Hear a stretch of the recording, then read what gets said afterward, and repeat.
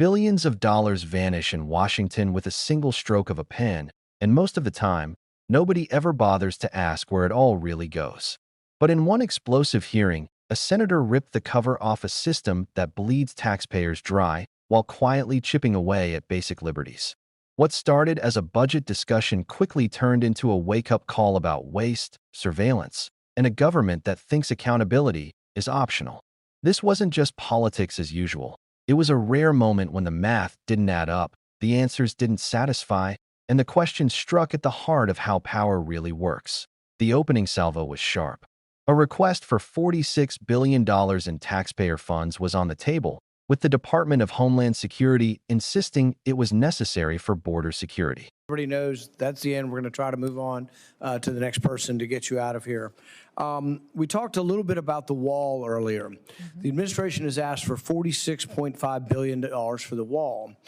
The border on the Mexican border is about 1,950 miles. We've fenced or walled about 700 of it.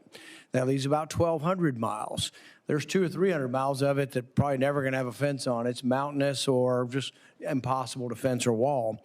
So I would say realistically, you got under 1,000. But let's just say there's 1,000. You really want to wall on 1,000. CBP says it's 6.5 million per mile.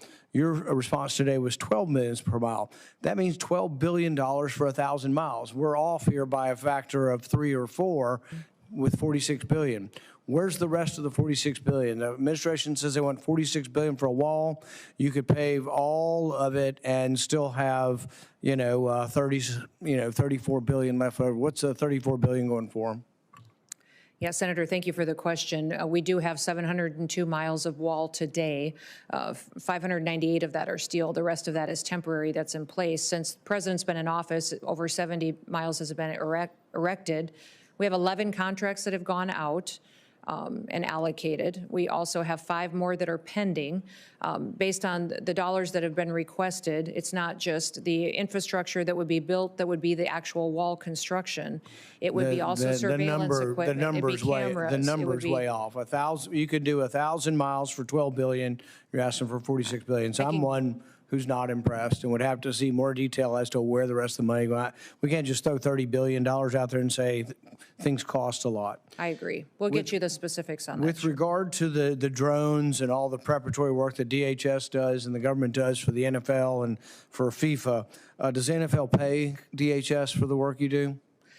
Boy, not to my knowledge. I will. Well, I mean, here's my point. The NFL makes billions of dollars. We're $2 trillion in the hole. I don't care if government shares their technology and government helps out the World Cup. They ought to pay. Yeah, people are paying hundreds of dollars for tickets. I mean, thousands of dollars for the NFL, for Super Bowl and things.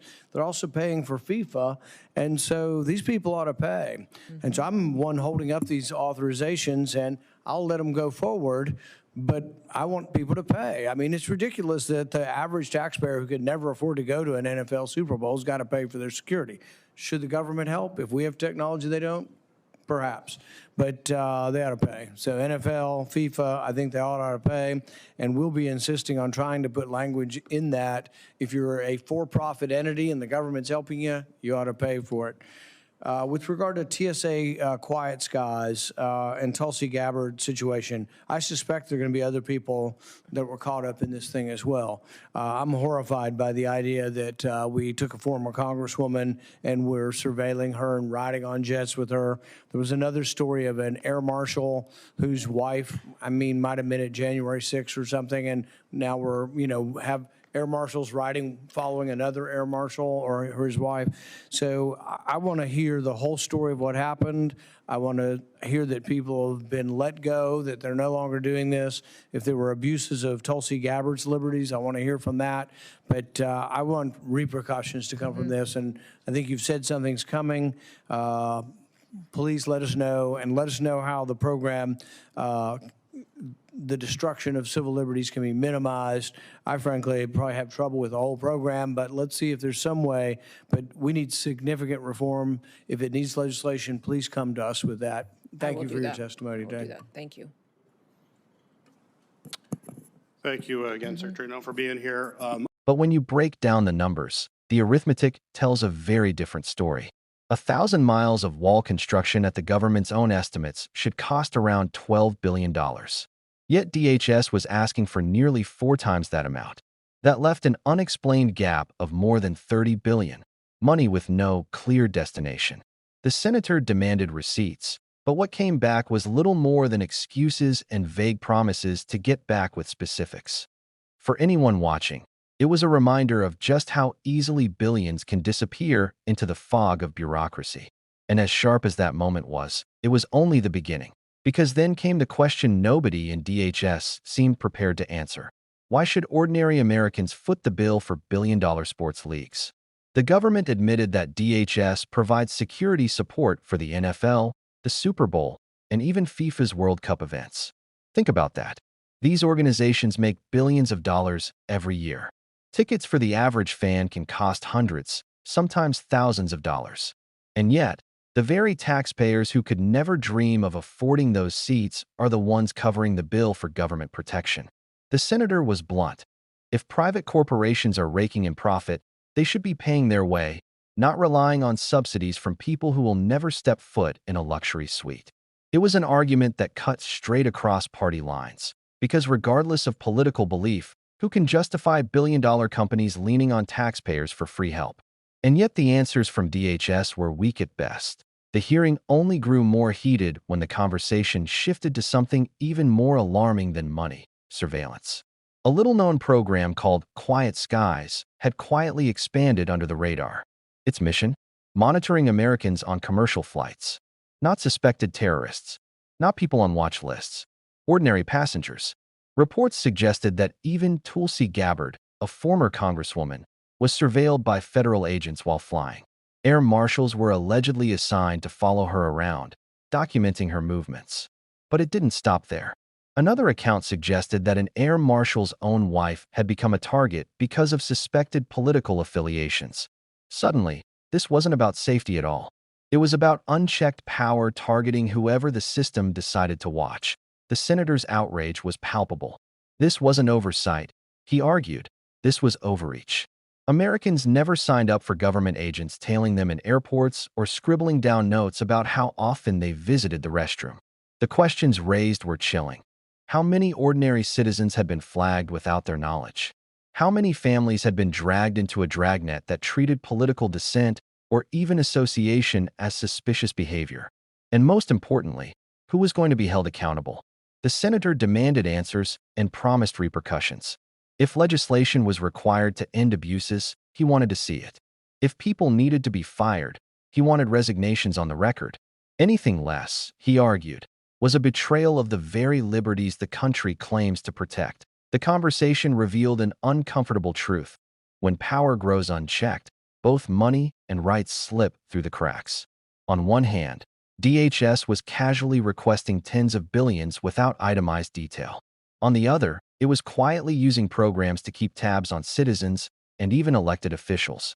Put together, the pattern was impossible to ignore. A government that can't or won't provide a breakdown for billions of dollars is the same government that believes it can follow people without a warrant, justification, or consequence. And if that's the system operating behind closed doors, what else don't we know about? It was also a rare reminder that slogans about fiscal responsibility are just that, slogans. Politicians love to talk about tightening belts, cutting red tape, and watching every penny. But when a request like $46 billion slides across the desk, those slogans dissolve. Without pushback, the money moves, the projects balloon, and the taxpayers are left in the dark. What made this moment different is that someone actually stopped and said, "Show me the math." And when the math didn't make sense, the silence from DHS was deafening. The pushback also highlighted a hypocrisy that cuts both ways. Politicians across the spectrum rail against government waste when it suits their message, but when the time comes to scrutinize contracts, hold billion-dollar corporations accountable, or demand transparency in surveillance programs, too often the outrage fades. Here, the hearing exposed the disconnect between talking points and action. It wasn't just about one budget request. It was about whether anyone in Washington still takes oversight seriously. The tension in the room wasn't just about the numbers. It was about the principle. Should the government really have the power to dip into taxpayer wallets without justification? Should billion-dollar sports empires get free security while struggling families pay the tab? Should surveillance programs monitor political figures and ordinary travelers without accountability? The senators' questions didn't solve those issues in a single afternoon, but they forced them into the open where people could no longer ignore them. By the end of the hearing, one thing was clear. This was never just a budget discussion. It was a wake-up call. Billions of dollars remain unaccounted for, surveillance programs operate in the shadows, and the average taxpayer is expected to stay quiet and keep paying. But for once, the script didn't go as planned. The questions landed. The contradictions were exposed. And the answers weren't nearly enough. If this moment proved anything, it's that accountability doesn't come from inside the system. It comes when people on the outside demand it. If a government agency can ask for tens of billions without receipts, it's up to the public to insist on answers. If sports empires can rely on taxpayer subsidies while making billions, it's up to viewers like you to recognize the imbalance. And if surveillance programs can quietly expand without oversight, it's up to all of us to shine a light where they'd rather we didn't look. Here's the bottom line. This hearing wasn't about partisan theater. It wasn't about scoring points or headlines.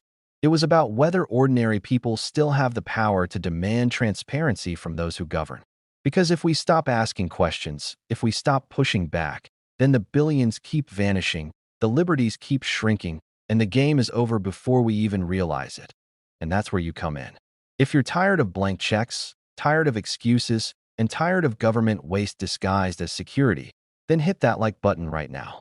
Subscribe to this channel so you never miss the stories they'd rather you ignore. And if you want to go even deeper, join us on Patreon to support fearless, independent commentary that actually asks the hard questions. Because if no one else is going to hold power accountable, then we have to do it together.